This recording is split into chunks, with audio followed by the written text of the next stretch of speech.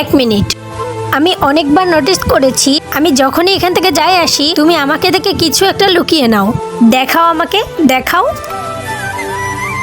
তুমি এসএসসির বই নিয়ে কি করছিলে?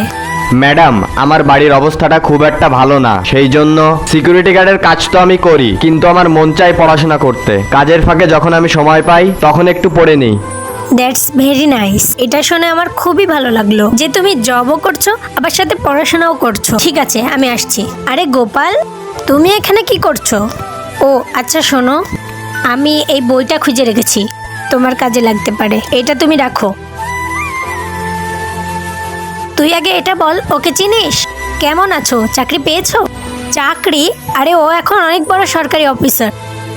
কংগ্রাচুলেশনস।